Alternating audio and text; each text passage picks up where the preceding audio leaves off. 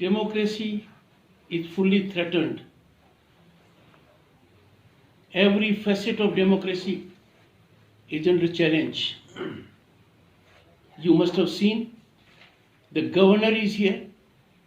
I can't see any worthwhile official around. When a minister comes, chief minister comes, you would have seen they are dancing to the tune. The constitutional head is here. Nowhere to be seen anything. Looking to their poor arrangements, I had to make my own arrangement. It's a very sad reflection. This is not to be tolerated. Democracy being so threatened, the governor is bound to be worried and concerned. The Home Department, State of West Bengal, one after the other, is committing an affront of the constitutional head. I gave out statistics of rape and kidnappings.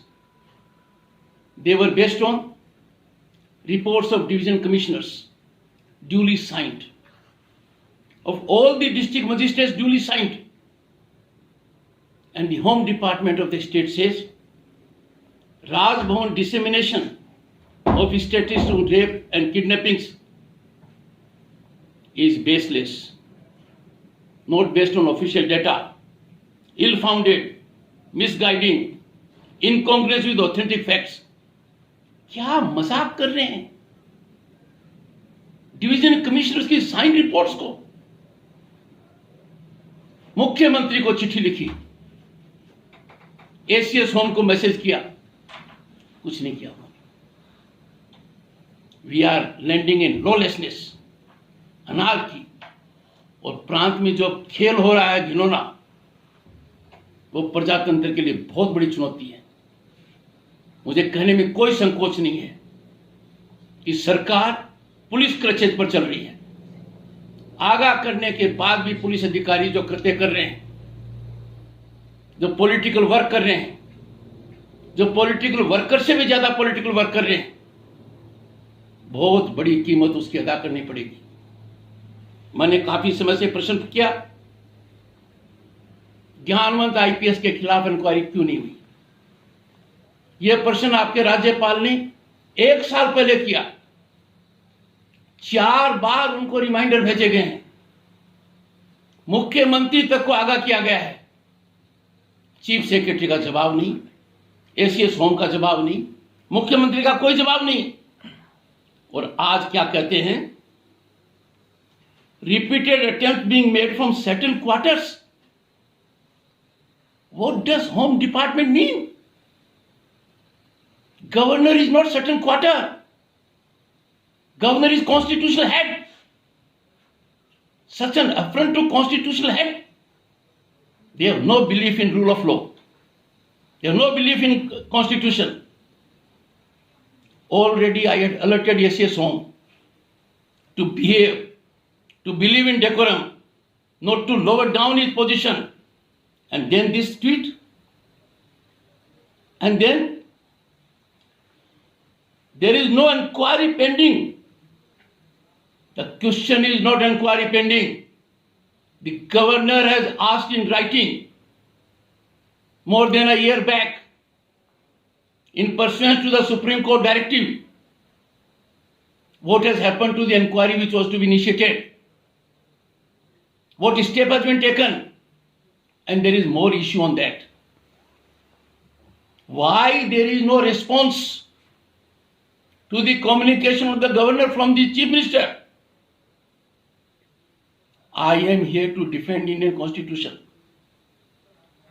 protect and preserve Indian Constitution. I will not tolerate its dilution. I can tell you I am not sharing certain things with the media. They are too sensitive. That what is happening in the state is shocking. Conspiracy is to deal with those who are dealing with law. That can't be allowed. The long arm of law will reach everyone. पता नहीं इतना खतरनाक खेल जो प्रांत में हो रहा है, सरकारी तंत्र राजनीति से प्रभावित होकर उसका हिस्सा बन गया है। पुलिस अधिकारी रूलिंग पार्टी के वर्कर्स से भी ज्यादा एंथुसियास्टिक वर्कर्स हो रहे हैं।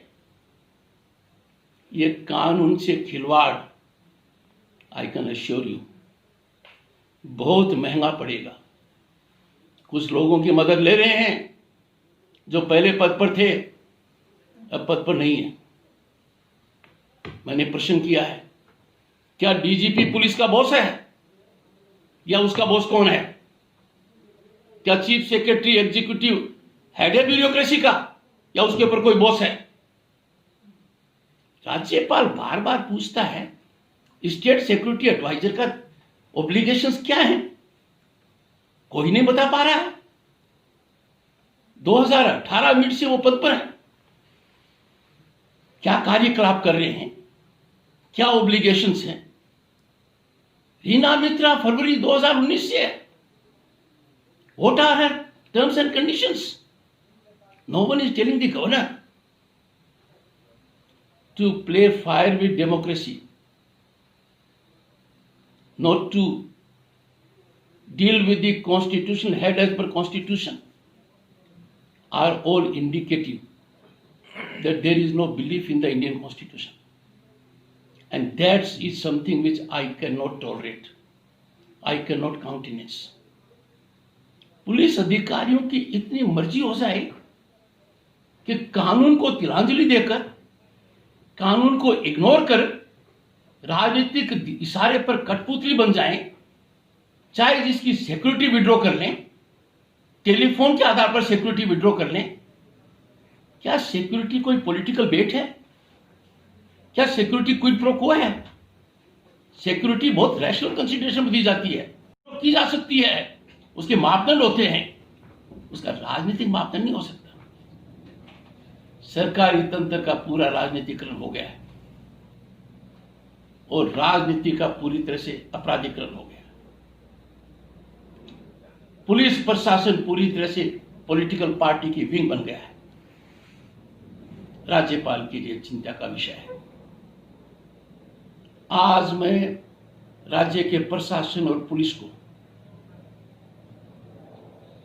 आगाह भी करना चाहूंगा और गुजारिश भी करना चाहूंगा, कानून के रास्ते से मत भटकिए, संविधान को तिलांजलि मत दीजिए। ऐसा करना बहुत घातक है, इसके दूरगामी दुष्परिणाम निश्चित होंगे। पुलिस की हथकड़ी, पुलिस का डंडा, पुलिस की कार्यवाही कानून के हिसाब से होनी चाहिए, राजनीति से प्रेरित नहीं होनी चाहिए। Friends, situation is very very explosive. हालात तो यह है कि राजनीतिक रोटी सेकने के लिए हफ्ते में 7 दिन होते हैं ना, 7 दिन की छुट्टी कर सकते हैं, साल में 365 दिन की छुट्टी कर सकते हैं। विज्ञापन के माध्यम से प्रशासन नहीं चलता है। मैं जैसे हिल्स में आया हूं, जीटीए का ऑडिट नहीं होना कितनी खतरनाक बात है। 20 साल तक 100 से ज्यादा पंचायतों में चुनाव नहीं होना कितनी भयानक स्थिति है। यह प्रजातांत्रिक व्यवस्था पर कुठाराघात है। मैंने कहा जीटीए का ऑडिट होगा, दूध का दूध पानी का पानी होगा, अनियमितताएं यदि पता लगेंगी तो एक्शन लिया जाएगा। ऐसा नहीं हो सकता। ऑडिट क्यों होता है? ताकि पता लगे सरकारी धन का उपयोग सही तरीके से हुआ है, जन कल्याण के लिए हुआ है, जिस काम के लिए धन का उपयोग होना चाहिए उसी के लिए हुआ है, उसमें कोई कोताही नहीं बरती गई है, उसका कोई लीकेज नहीं है, उसमें कोई भ्रष्टाचार नहीं है, उसमें कोई कटमनी नहीं है, पर ऑडिट ही नहीं होना। 2017 के बाद जीटीए क्या है? सरकारी विभाग बना दिया। ऐसा नहीं होना चाहिए था। इन सब बातों को देखकर मैं बहुत चिंतित हूं। सरकार को बहुत आगाह किया है कि प्रांत में संविधान करीब करीब कोलैप्स हो गया है। मुख्यमंत्री को पत्र लिखकर बताया गया है, पत्र का जवाब नहीं देते। अब एक रास्ता निकाल लिया कि होम डिपार्टमेंट ट्वीट कर देगा और राज्यपाल को कह देगा सम क्वार्टर्स। यहां तो आपने देख ही लिया है। कभी देखा आपने किसी मंत्री को होते हुए कैसे लोग कलेक्टर एसपी खड़े रहते थे? देखा कि नहीं आप लोगों ने? चीफ मिनिस्टर होते हैं तो चीफ सेक्रेटरी तक साथ आ जाते हैं।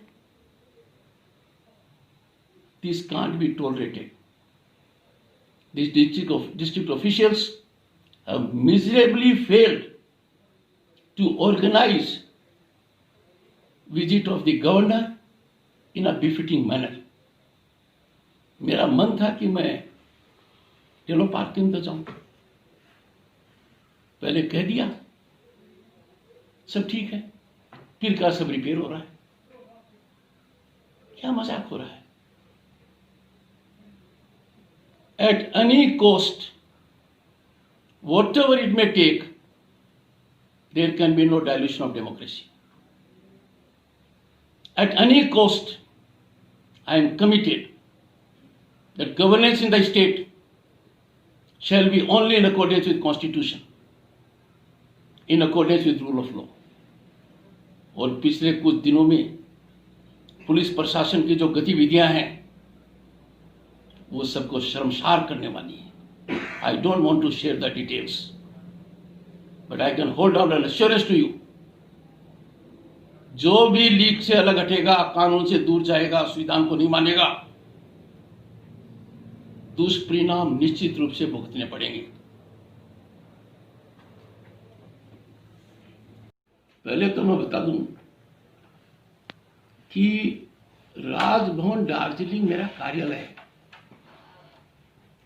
यहां के हालात की जानकारी जब से राज्यपाल बना हूं मेरे को मिलती रही है। जितने ज्ञापन आए हैं उनका मैंने गहन अध्ययन किया है। यहां आकर मैं सब लोगों से मिल रहा हूं। इंटेलेक्चुअल्स हैं, सोशल एक्टिविस्ट हैं, एनजीओज हैं, सिविल सोसाइटी के लोग हैं, पॉलिटिकल पार्टीज के लोग हैं। उन्होंने कुछ बातें मुझे बताई हैं। पहली तो ये बताई है कि पुलिस प्रशासन का यहां दमनकारी रवैया है। राजनीतिक गतिविधि की परमिशन वो सिर्फ उनको देते हैं जो रूलिंग पार्टी के नजदीक है। ये घातक है। मुझे ये नजर आ रहा है पूरे प्रांत में कि ओसी और आईसी नए सत्ता के केंद्र बन गए। उनके माध्यम से ये सब कुछ करने की योजना बनी हुई है। उनके माध्यम से यह भी योजना बनी हुई है कि आगे वाले चुनाव के अंदर हम किस प्रकार से पुरानी गतिविधि कर सकें। This will not be allowed. पर यदि अगर पॉलिटिकल एक्टिविटी को नहीं होने दिया जा रहा है, शुभ संकेत नहीं है, डेमोक्रेसी के खिलाफ है। इलाके की कुछ समस्याएं हैं, लोगों ने समस्याएं मुझे बताई। मैंने उनको दो बातों के लिए आश्वस्त किया है। पहला, भारत के संविधान के तहत हर समस्या का समाधान है।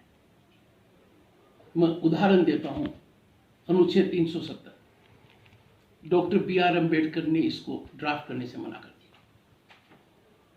डॉक्टर श्यामा प्रसाद मुखर्जी ने अपना जीवन इसमें लगा दिया, जीवन का बलिदान देना पड़ा। उन्होंने कहा एक विधान एक निशान। लोगों ने उम्मीद छोड़ दी थी कि 370 का कुछ नहीं होगा। 70 साल निकल गए, आज 370 भारत के संविधान से विलोपित है। It is not part of Indian constitution. We are grateful to members of parliament. We are grateful to the visionary leadership of prime minister कि 370 आज के दिन भारत के संविधान का हिस्सा नहीं। किसी ने कल्पना की थी, पर सोल्यूशन हुआ।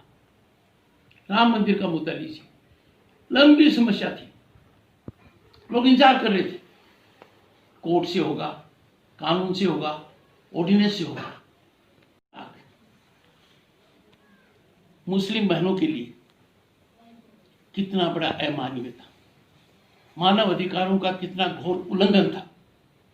सोचा था किसी ने होगा, हुआ। उसी तरीके से जो भी समस्या है उस समस्या का समाधान भारतीय संविधान के तहत है। अब ऐसा तो नहीं हो सकता कि रेलवे स्टेशन के ऊपर आप हवाई जहाज का इंतजार करें। ऐसा करेंगे तो समाधान नहीं होगा। कुछ मुद्दे हैं जिनका समाधान राज्य सरकार के पास है, कुछ मुद्दे हैं जिनका समाधान केंद्र सरकार के पास है, कुछ मुद्दे हैं जिनका समाधान संसद के पास है। मैंने बहुत गहन अध्ययन किया है। मैं जाने से पहले पत्रकार बंधुओं से दार्जिलिंग में चर्चा करूंगा।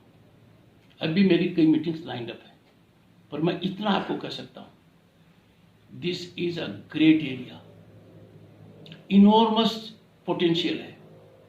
चाय मान लो, टूरिज्म मान लो, अलग टाइप के स्पोर्ट्स मान लो, यहां एक्टिविटी बढ़नी चाहिए, एम्प्लॉयमेंट जनरेट होना चाहिए, करप्शन कम होना चाहिए।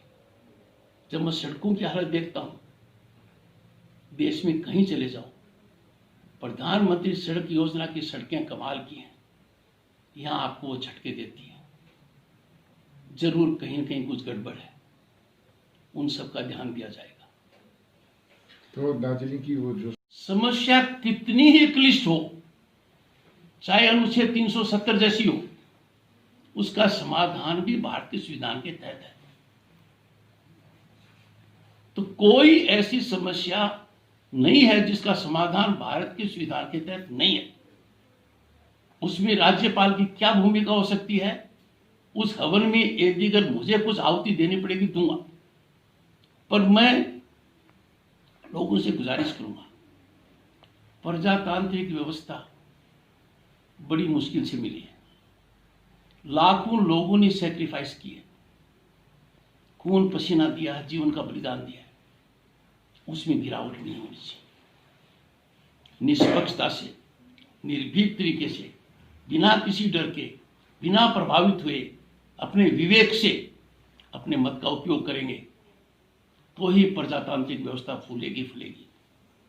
प्रजातांत्रिक व्यवस्था को जो भी कंप्रोमाइज करने की कोशिश करेगा, आपका राज्यपाल उसके बीच में आएगा।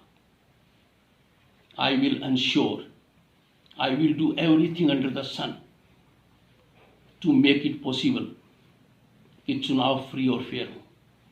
चुनाव आयोग का दायित्व है, पर राज्यपाल का दायित्व है कि भारतीय संविधान को बचाए।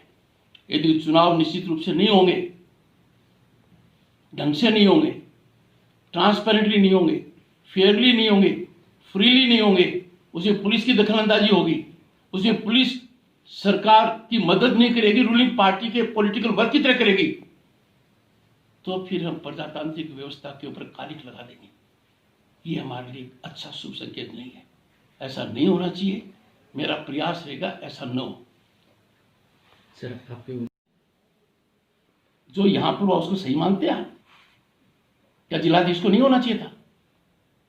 क्या एसपी को नहीं आना चाहिए था? राज्यपाल एक वाइस चांसलर को बुलाता है, वो नहीं आना चाहिए था? Some people have lost their balance. आपका राज्यपाल जो भी करता है लिखित में करता है, जवाब दे, बताए। किसी भी society govern by rule of law इस प्रकार का भयानक काम नहीं हो सकता। कल्पना करते हैं लोग कि ऐसी कॉन्स्पिरेसी भी हो सकती है। इतने दिलेर हो गए कि कानून तक की परवाह नहीं है। इतना ही बताना चाहता हूं, जिन लोगों ने कानून को चुनौती दी है, डेमोक्रेसी को खत्म करने का प्रयास किया है, वो खुद खत्म हुए हैं। नॉर्थ बंगाल आकर मैं अत्यंत प्रसन्न हूं। नॉर्थ बंगाल में असीम संभावनाएं हैं। नॉर्थ बंगाल में जो डेवलपमेंट होना चाहिए उसमें और बढ़ोतरी होनी चाहिए। North Bengal must be education hub. North Bengal should be hub for medical facilities, tourism. ये है। मेरा मन कितना दुखी होगा मैं बताऊं। पूरे प्रांत के किसानों के साथ कितनी बदसलूकी है। पूरे देश में किसानों को कितना मिल चुका है। हर साल 6,000 रुपये, 12,000 रुपये हर किसान को मिल चुका है। पश्चिम बंगाल के 70 लाख से ज्यादा किसानों को नहीं मिला। कितना नुकसान हुआ? 8,400 करोड़ का। क्यों नहीं हुआ? राज्य सरकार ने टकराव किया, जानकारी नहीं दी। राज्यपाल चिंतित है। यहां के किसानों को मिलता, पूरे प्रांत के किसानों को मिलता। देश में 92,000 करोड़ रुपए मिल चुके हैं। हमारे राज्य की भागीदारी क्यों नहीं है? 8,400 करोड़ को छोटी रकम नहीं है। किसान के पास जाती तो कृषि व्यवस्था के अंदर बढ़ोतरी होती। तो डायरेक्ट की बात कर रहा हूं मैं, सीधा उनके अकाउंट में जाता, बिना मिडिल मैन के जाता, बिना इंटरमीडिएट के जाता, बिना कट के जाता, सीधा अकाउंट में पहुंचता। नहीं दिया। किसान के पेट पर लात मारना, राज्यपाल को दुख नहीं होगा क्या? मैंने बहुत आगाह किया। आखिर में सरकार 20 महीने बाद जागी और कहा कि यह पैसा हमको दे दो। व्यवस्था के साथ कितना बड़ा बदसलूकी है। सीधा तो आपको पैसा मिल रहा है, आपके अकाउंट में मिल रहा है, मैं कहूं मेरे माध्यम से दो। Why should government be an agent? ये मैंने कहा है, आई हैव रिटन इट। जवाब नहीं आता है। अब एक नया रास्ता कर लिया है। ACS home is playing with fire. उनको चिट्ठी दी हुई है पहले से। राज्यपाल के साथ इतना बड़ा कुकृत्य करना, पब्लिक डोमेन में करना, और फिर भी वो समझ लें कि उनका आचरण सही है। I don't agree. मैं मानकर चलता हूं प्रांत के पत्रकार, बहुत नाजुक मौका है। आपकी दिक्कत समझता हूं, आपकी परेशानियां समझता हूं। मुझसे जो प्रश्न करते हो और उसे नहीं कर सकते, पर गुजारिश करूंगा ऐसा काम मत कीजिए कि लोग ये कहें कि पत्रकारों ने डेमोक्रेसी को फेल कर दिया। आप बहुत से प्रश्न मेरे से पूछते हैं, जवाब आपके पास है। सत्ता का केंद्र कौन है, एक्स्ट्रा कॉन्स्टिट्यूशनल अथॉरिटी कौन है, भ्रष्टाचार कितनी प्रकाष्ठा के ऊपर है, पुलिस क्या कुछ नहीं कर रही है, सब आपको पता है। मेहरबानी करके थोड़ी सी हिम्मत भारत के संविधान को मजबूत करने में भी लगाइए। उन लोगों को याद कीजिए जिन्होंने आजादी के यज्ञ में अपने जीवन की आहुति दी थी। आपको तो कुछ प्रयास ही करना है। राज्य का मानव अधिकार क्या कहता है? I am on ventilator. उसके चेयरमैन कौन है? कलकत्ता उच्च न्यायालय के पूर्व chief justice. I don't find ripple in the media. तो यदि अगर मीडिया डर गया, जो नहीं डरा हुआ है, आप कह सकते हो, कह नहीं पा रहे हो मेरे को। Please awake. At stake is democracy. Object is to save the democracy, to organize performance in accordance with the Constitution. Thank you so much.